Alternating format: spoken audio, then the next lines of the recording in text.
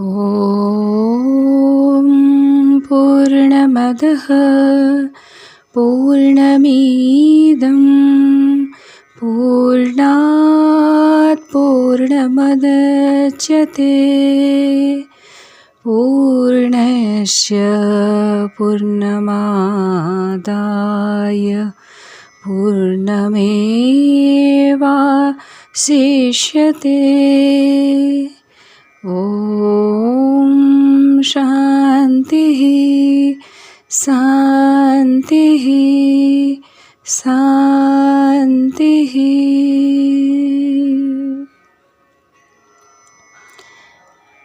ଏହି ଶ୍ଲୋକ ଈଶାବାସୋପନିଷଦର ଶାନ୍ତି ଶ୍ଲୋକ ଅଟେ।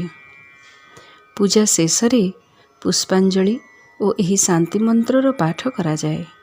ଏଥିରେ ପରମ ପିତାଙ୍କର ନିରାକାର ରୂପର ବର୍ଣ୍ଣନା କରାଯାଏ। ଏହା ବୃହଦାରଣ୍ୟକ ଉପନିଷଦର 5ମ ଅଧ୍ୟାୟରୁ ନିଆଯାଇଅଛି। ଏହି ଶ୍ଲୋକର ଅର୍ଥ ହେଉଛି, ସେହି ସଚ୍ଚିଦାନନ୍ଦ ଘନ ପରମବ୍ରହ୍ମ ପୁରୁଷୋତ୍ତମ ପରମାତ୍ମା ସମସ୍ତ ପ୍ରକାରରେ ସଦା ସର୍ବଦା ପରିପୂର୍ଣ୍ଣ ଅଟନ୍ତି। ଏହି ସମସ୍ତ ଜଗତ ସେହି ପରମବ୍ରହ୍ମଙ୍କରେ ହିଁ ପୂର୍ଣ୍ଣ ଅଟେ। ଦିବ୍ୟ ଚେତନା, ଅଦ୍ୱୈତ ଓ ଅନନ୍ତ ଅଟେ। ତେଣୁ ପୂର୍ଣ୍ଣରୁ ପୂର୍ଣ୍ଣ ନେଲେ ମଧ୍ୟ ତାହା ଶେଷରେ ପୂର୍ଣ୍ଣ ରହେ। ଏହି ଶ୍ଲୋକ ବ୍ୟକ୍ତିର ଆତ୍ମା ଦିବ୍ୟ ପରମାତ୍ମା ସହିତ ସମ୍ବନ୍ଧ ଦର୍ଶାଏ। ଓମ୍ ପରମବ୍ରହ୍ମ ବ୍ରହ୍ମାଣ୍ଡର ନାଦ ଅଟେ। ଏହା ଗଣେଶଙ୍କ ଦ୍ୟୋତକ ବି ଅଟେ, କାହିଁକି ନା କୌଣସି କାମ ଆରମ୍ଭ କରିବା ପୂର୍ବରୁ ବିଘ୍ନହର୍ତ୍ତାଙ୍କର ସ୍ମରଣ କରିଥାଉ। ତେଣୁ ପ୍ରତ୍ୟେକ ମନ୍ତ୍ର କହିବା ପୂର୍ବରୁ ଓମ୍ ଉଚ୍ଚାରଣ କରିଥାଉ। ପୂର୍ଣ୍ଣମଦଃ ପୂର୍ଣ୍ଣମ ଯୋଗ ଅଦଃ। ପୂର୍ଣ୍ଣ ମାନେ କମ୍ପ୍ଲିଟ୍ ଓ ଅଦଃ ମାନେ ସେ, ଅର୍ଥାତ୍ ପରମବ୍ରହ୍ମ ଈଶ୍ୱର ପରମାତ୍ମା। ଆମେ ଯେତେବେଳେ ଦେବୀ ଦେବତାଙ୍କ ପୂଜା କରୁ, ତାଙ୍କର ଗୋଟିଏ ମୂର୍ତ୍ତି, ଚିହ୍ନ ବା ପ୍ରତିମାକୁ ନେଇ କରୁ। ମାତ୍ର ତା ଉପରେ ଯିଏ ଏହି ବ୍ରହ୍ମାଣ୍ଡର ନିର୍ମାତା, ସେ ହେଉଛନ୍ତି ନିରାକାର ପରମାତ୍ମା ଅଟନ୍ତି। ଏହାଙ୍କର କୌଣସି ମୂର୍ତ୍ତି ବା ଚିହ୍ନ ନାହିଁ। କୁହାଯାଏ ଯେ ଶିବଲିଙ୍ଗ ଏହି ପରମବ୍ରହ୍ମଙ୍କର ଚିହ୍ନ, ମୂର୍ତ୍ତି ଅଟେ। ଏହି ବ୍ରହ୍ମାଣ୍ଡ ପରିପୂର୍ଣ୍ଣ ଅଟେ, ଅନନ୍ତ ଅଟେ। ଆମର ପୃଥିବୀ ସୌରମଣ୍ଡଳର ଗୋଟିଏ ଅଂଶ ଅଟେ। ଏଥିରେ ବହୁତ ଗୁଡ଼ିଏ ତାରା, ଗ୍ରହ, ନକ୍ଷତ୍ର ଅଛନ୍ତି। ଏହିପରି ଅନେକ ସୌରମଣ୍ଡଳ ଅଛି। ଅନେକ ସୌରମଣ୍ଡଳ ମିଶି ଗ୍ୟାଲାକ୍ସି ହୋଇଛି। ଆମର ଗ୍ୟାଲାକ୍ସିର ନାମ ହେଉଛି ଆକାଶଗଙ୍ଗା। ଏହାର ଆକାର ସର୍ପିଳାକାର ଅଟେ। ଏହାର ବହୁତ ଗୁଡ଼ିଏ ଭୁଜା ଅଛି। ଏହା ଚକ୍ରବାତ ପରି ଘୁରୁଅଛି। 250 ବିଲିୟନ ବର୍ଷରେ ଏହା ଗୋଟିଏ ଥର ଘୁରେ। ଆଲୋକକୁ ଏହି ଚକ୍ରର ଗୋଟିଏ ପାଖରୁ ଆଉ ଗୋଟିଏ ପାଖ ଆଡ଼କୁ ଯିବା ପାଇଁ 2 ଲକ୍ଷ ବର୍ଷ ଲାଗିଥାଏ, ଯାହାକୁ 2 ଲକ୍ଷ ପ୍ରକାଶ ବର୍ଷ ମଧ୍ୟ କୁହାଯାଏ। ଆଲୋକର ଗତି ପୁଣି କେତେ? 3 × 10⁸ ମିଟର ପର ସେକେଣ୍ଡ, ଅର୍ଥାତ୍ ଗୋଟିଏ ସେକେଣ୍ଡରେ ସେ 30 କୋଟି ମିଟର ଗମନ କରିପାରେ। ତା ସତ୍ତ୍ୱେ ଆଲୋକକୁ ଆମର ଆକାଶଗଙ୍ଗାର ଗୋଟିଏ ପଟରୁ ଅନ୍ୟ ପଟକୁ ଯିବା ପାଇଁ 2 ଲକ୍ଷ ପ୍ରକାଶ ବର୍ଷ ଲାଗିଥାଏ।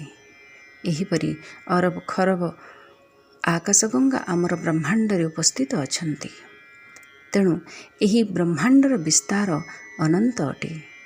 ତାହା ଜାଣିପାରିବା ଆମ ପକ୍ଷରେ ସମ୍ଭବ ନୁହେଁ, କାହିଁକି ନା ଆଲୋକର ଗତି ଆଗରେ ଆମ ଜୀବନ ତ ମାତ୍ର 100 ବର୍ଷରେ ସମାପ୍ତ ହୋଇଯିବ। ବର୍ତ୍ତମାନ ଏହା ଜଣାପଡ଼ୁଛି ଯେ ବ୍ରହ୍ମାଣ୍ଡ ମାନେ ୟୁନିଭର୍ସ ନୁହେଁ। ୟୁନି ମାନେ ଏକ, ଏହା ମଲ୍ଟିଭର୍ସ ଅଟେ। ତେଣୁ ଯିଏ ଏହି ବ୍ରହ୍ମାଣ୍ଡକୁ ତିଆରି କରିଛନ୍ତି, ତାଙ୍କର ସ୍ୱରୂପ କ'ଣ, ଏହା ଜାଣିବା ଆମ ପକ୍ଷରେ କେତେ ସମ୍ଭବ ହେବ? ତାଙ୍କର ବିସ୍ତାର କ'ଣ ଆମେ ଜାଣୁନାହିଁ। ତାଙ୍କୁ ହିଁ କୁହାଯାଏ ପରମାତ୍ମା। ତାଙ୍କୁ ହିଁ କୁହାଯାଏ supreme power of the world. ତେଣୁ ସେ ଅନନ୍ତ ଅଟନ୍ତି, ପୂର୍ଣ୍ଣ ଅଟନ୍ତି, ନିରାକାର ଅଟନ୍ତି। ତାପରେ ପୂର୍ଣ୍ଣମିଦମ୍, ପୂର୍ଣ୍ଣମ୍ ଇଦମ୍, ଇଦମ୍ ମାନେ ଏହା, ଅର୍ଥାତ୍ ଏହା ମଧ୍ୟ ପୂର୍ଣ୍ଣ ଅଟେ। ମାନେ ଆମ ଶରୀର, ଆମ ଚାରିପାଖରେ ଘେରି ରହିଥିବା ସଂସାର, ଜୀବ ଜନ୍ତୁ, ଆକାଶ, ଜଳ, ବୃକ୍ଷଲତା ଏହି ସବୁ ମଧ୍ୟ ନିଜେ ନିଜଠାରେ ପୂର୍ଣ୍ଣ ଅଟନ୍ତି। ସେ ବି ପୂର୍ଣ୍ଣ ଅଟନ୍ତି, ଏହା ମଧ୍ୟ ପୂର୍ଣ୍ଣ ଅଟେ। ପୂର୍ଣ୍ଣରୁ ପୂର୍ଣ୍ଣର ଉତ୍ପତ୍ତି ହୋଇଅଛି। ପୂର୍ଣ୍ଣାତ୍, ପୂର୍ଣ୍ଣରୁ। ପୂର୍ଣ୍ଣମୁଦଚ୍ୟତେ, ପୂର୍ଣ୍ଣମ୍ ଉଦଚ୍ୟତେ। ଉଦଚ୍ୟତେ ମାନେ ଉଦୟ ହୋଇଅଛନ୍ତି, ମାନେ ପୂର୍ଣ୍ଣରୁ ହିଁ ପୂର୍ଣ୍ଣର ଉଦୟ ହୋଇଅଛି। ପରମପିତା ପରମାତ୍ମାଙ୍କ ଯେଉଁ ପୂର୍ଣ୍ଣତା ଅଛି, ସେହି ପୂର୍ଣ୍ଣତାରୁ ହିଁ ଆମର ପୂର୍ଣ୍ଣ ସଂସାରର ଉତ୍ପତ୍ତି ବା ଉଦୟ ହୋଇଅଛି। ଆମ ସଂସାରର ପୂର୍ଣ୍ଣତା ଉତ୍ପନ୍ନ ହୋଇଅଛି। ପୂର୍ଣ୍ଣସ୍ୟ, ସେହି ପୂର୍ଣ୍ଣଠାରୁ, ଅନନ୍ତଠାରୁ। ପୂର୍ଣ୍ଣ ଆଦାୟ, ପୂର୍ଣ୍ଣମ୍ ଯୋଗ ଆଦାୟ, ପୂର୍ଣ୍ଣମାଦାୟ, ଅର୍ଥାତ୍ ସେହି ଅନନ୍ତଠାରୁ ଅନନ୍ତକୁ, ଅର୍ଥାତ୍ ପୂର୍ଣ୍ଣଠାରୁ ପୂର୍ଣ୍ଣକୁ ବାହାର କରି ଦିଆଯାଏ, ତେବେ ପୂର୍ଣ୍ଣ ହିଁ ଶେଷ ରହେ। ପୂର୍ଣ୍ଣମେବ, ପୂର୍ଣ୍ଣମ୍ ଏବ ଶେଷ୍ୟତେ, ଶେଷ ରହେ। କେତେ ସୁନ୍ଦର ଏବଂ ଭବ୍ୟ ଏହାର ଅର୍ଥ ଅଟେ। ଏହି ମନ୍ତ୍ରରେ ପରମାତ୍ମାଙ୍କର ପୂର୍ଣ୍ଣତାର ଉଲ୍ଲେଖ କରାଯାଇଛି। ସରଳ ଭାଷାରେ କହିଲେ, ଆମେ ଯଦି ସମୁଦ୍ରର କଳ୍ପନା କରୁ, ସମୁଦ୍ରର ବିସ୍ତାର ଅନନ୍ତ ଅଟେ। ତା'ର କଳ୍ପନା କରିପାରିବା ମାତ୍ର ଗଣନା କରିପାରିବା ନାହିଁ। ତେଣୁ ସେହି ଅନନ୍ତ ବିସ୍ତାରରୁ ଯଦି 2, 3 ବା 10 ବାଲ୍ଟି ପାଣି ବାହାର କରିନେଲେ କିଛି ଊଣା ହେବ ନାହିଁ। ଶେଷରେ ସାଗର ହିଁ ରହିବ, ଖାଲି ହେବ ନାହିଁ। ତେଣୁ ପରମାତ୍ମା ଅନନ୍ତ ନିରାକାର ଅଟନ୍ତି। ଶାନ୍ତିପାଠ ଶେଷରେ ଓମ୍ ଶାନ୍ତି ଶାନ୍ତି ଶାନ୍ତି 3 ଥର ଉଚ୍ଚାରଣ କରାଯାଏ। ଏହା 5 ଥର, 2 ଥର କିମ୍ବା 7 ଥର କୁହାଯାଏ ନାହିଁ। 3 ଥର ହିଁ କୁହାଯାଏ। କାହିଁକି? କାହିଁକି ନା ଅଶାନ୍ତି 3 ପ୍ରକାରର ହୋଇଥାଏ। ପ୍ରଥମ ଆଦିଭୌତିକ, ଦ୍ୱିତୀୟ ଆଦିଦୈବିକ ଓ ତୃତୀୟ ଆଧ୍ୟାତ୍ମିକ।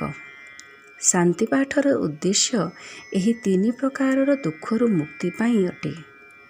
ଯେପରି ଶରୀରରେ ରୋଗ ହେବା, ହାରିବା, ଜିତିବା, ପାରିବାରିକ ସମସ୍ୟା ହେବା, ଏହା ଆଦିଭୌତିକ ଅଶାନ୍ତି ଅଟେ।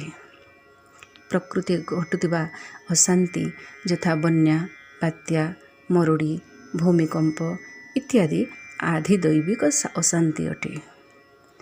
ମାନସିକ ଅଶାନ୍ତି ଯଥା ଉଦ୍ବେଗ, ବିକାର, ଦୁଃଖ ଇତ୍ୟାଦି ଆଧ୍ୟାତ୍ମିକ ଅଶାନ୍ତି ଅଟେ। ଶାନ୍ତି ପାଠର ପ୍ରଥମ ଶାନ୍ତି ଆଦିଭୌତିକ ଶାନ୍ତି ପାଇଁ, ଦ୍ୱିତୀୟ ଶାନ୍ତି ଆଦିଦୈବିକ ଶାନ୍ତି ପାଇଁ ଏବଂ ତୃତୀୟ ଶାନ୍ତି ଆଧ୍ୟାତ୍ମିକ ଶାନ୍ତି ପାଇଁ କୁହାଯାଏ। ଏହା ଶରୀର, ମନ ଓ ଆତ୍ମାର ଶାନ୍ତି ପାଇଁ ପ୍ରାର୍ଥନା ଅଟେ।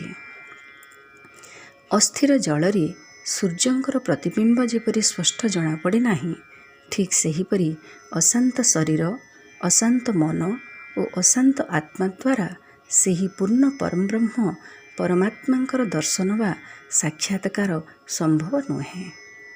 ତେଣୁ ଆମକୁ ସବୁବେଳେ ପରମାତ୍ମାଙ୍କ ନିକଟରେ ଏହି ଶାନ୍ତି ପାଇଁ ପ୍ରାର୍ଥନା କରିବା ଉଚିତ। ଓମ୍ ତତ୍ସତ୍।